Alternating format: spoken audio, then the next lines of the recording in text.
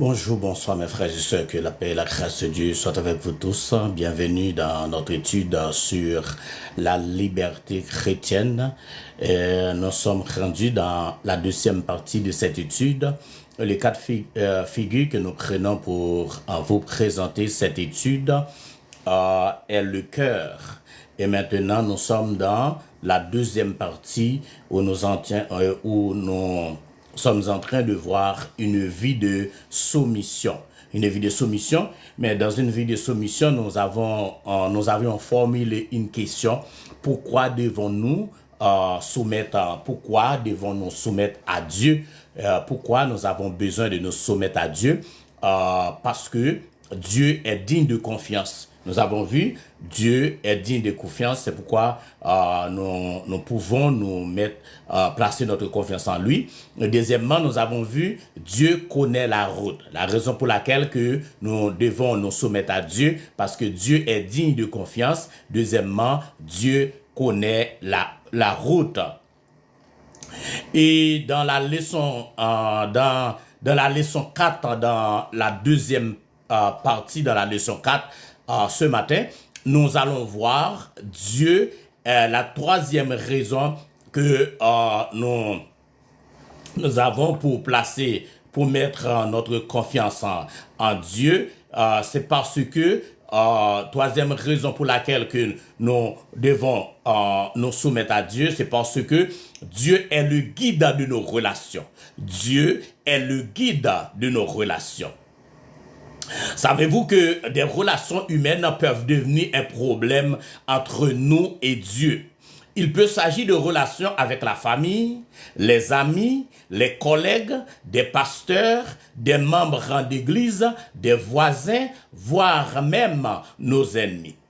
Que ces relations soient bonnes ou mauvaises, elles peuvent devenir plus importantes pour nous que notre relation avec Dieu.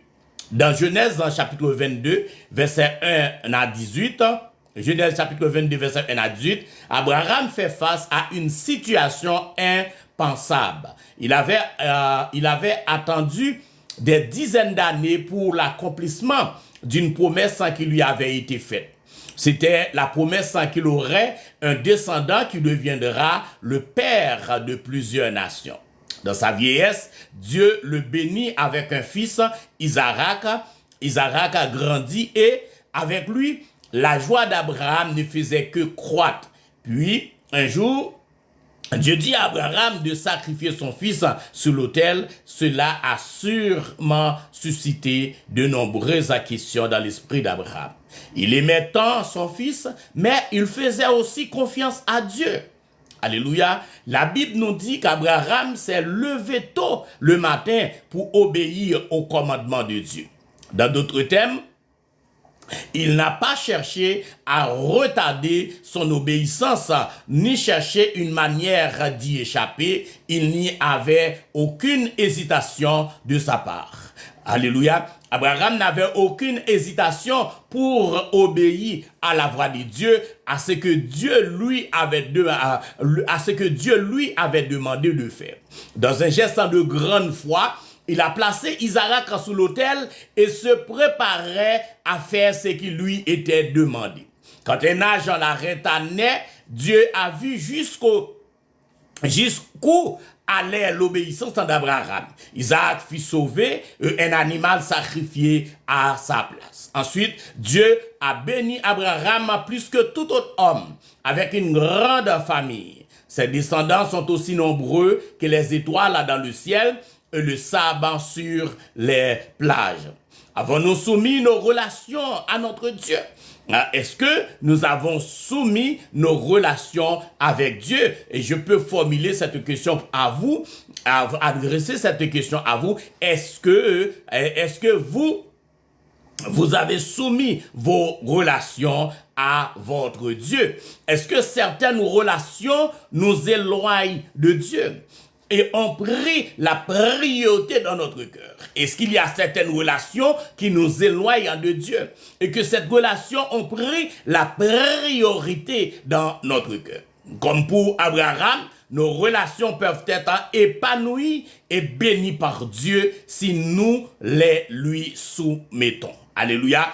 Pour que notre relation soit épanouie, nous devons soumettre notre relation à Dieu. Alléluia. Comme Abraham l'avait fait, Abraham n'avait pas hésité. Abraham n'avait pas hésité de soumettre sa relation à Dieu. Abraham s'est rendu obéissant, alléluia, lorsqu'il était prêt à offrir Isaac en sacrifice à l'Éternel. Et une question de réflexion, est-ce que j'ai une relation en particulier qui pose un problème entre Dieu et moi? Vous pouvez vous poser cette question ce matin. Toi-même, tu peux te poser cette question. Est-ce que j'ai une relation en particulier qui pose un problème entre Dieu et moi?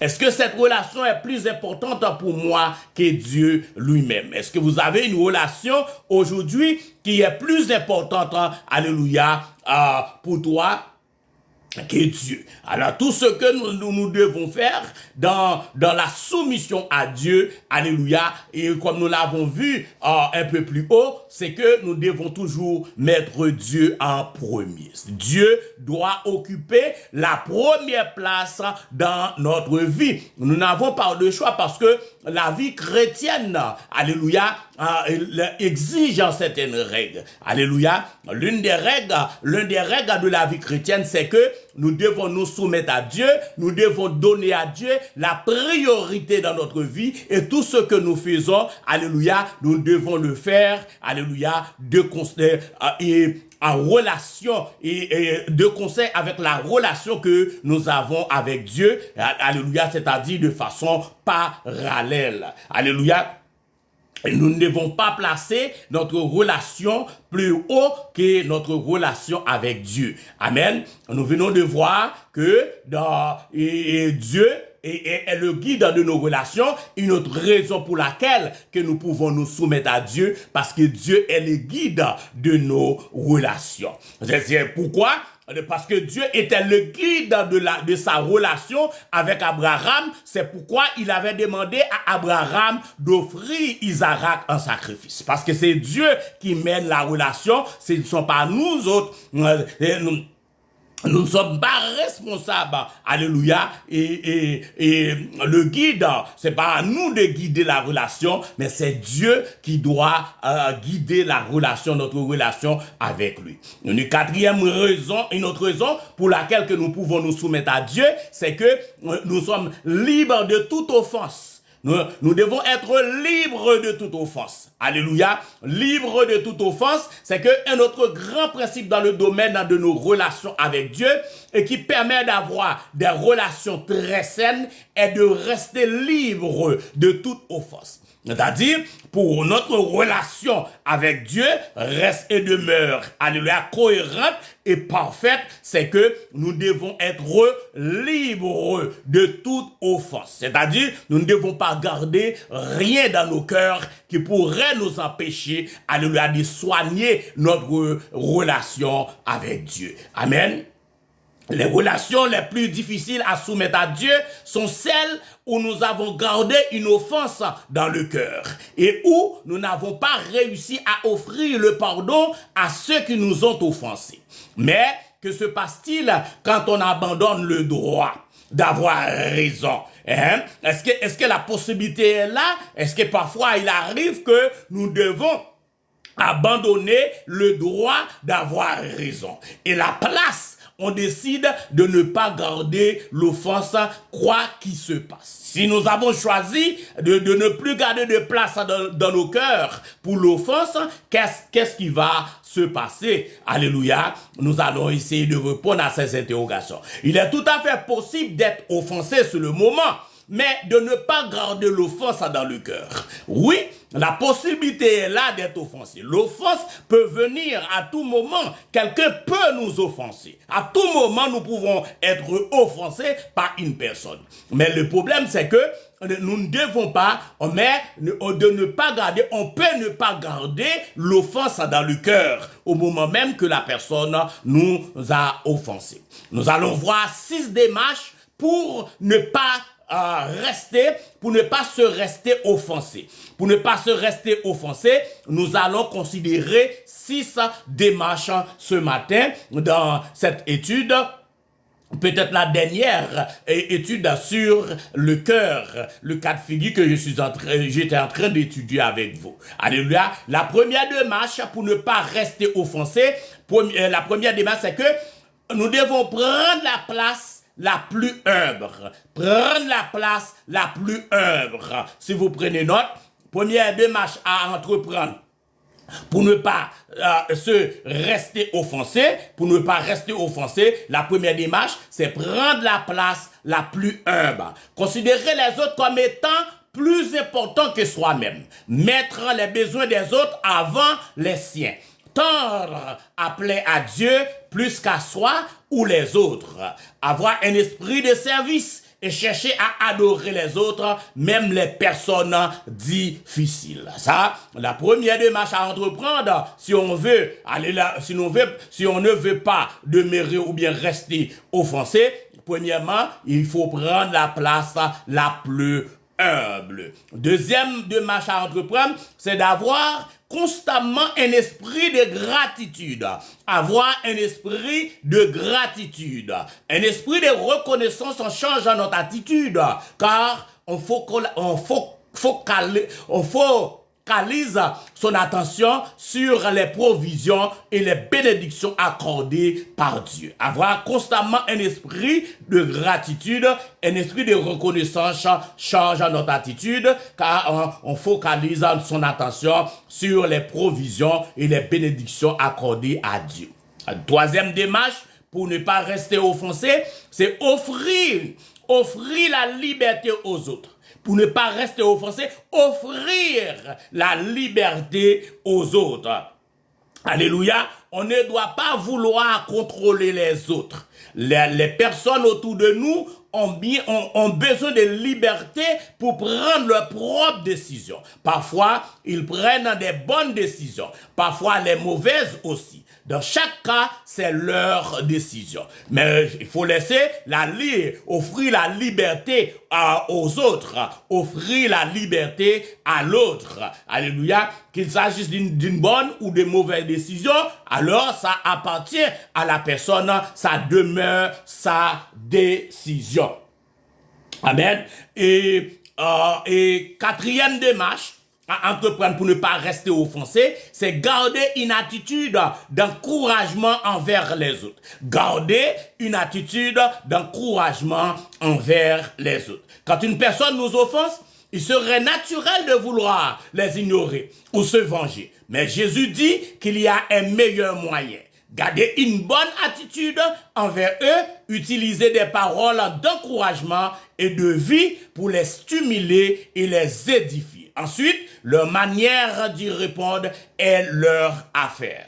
Vous voyez, garder une attitude d'encouragement envers les autres, la façon dont la personne va considérer cette manière, la façon dont la personne va, alléluia, répondre à cette manière, alors ça c'est leur affaire. Alléluia, ça ne nous concerne pas parce que nous autres, nous avons fait notre job. Nous avons vu la première démarche, c'était prendre la place la plus humble. Deuxième démarche pour ne pas rester offensé, c'est avoir constamment un esprit de gratitude. Troisième démarche, c'est offrir la liberté aux autres. Quatrième démarche, garder une attitude d'encouragement envers les autres. Et cinquième démarche, faire confiance à Dieu de rétablir la justice. Faire confiance à Dieu de rétablir la justice.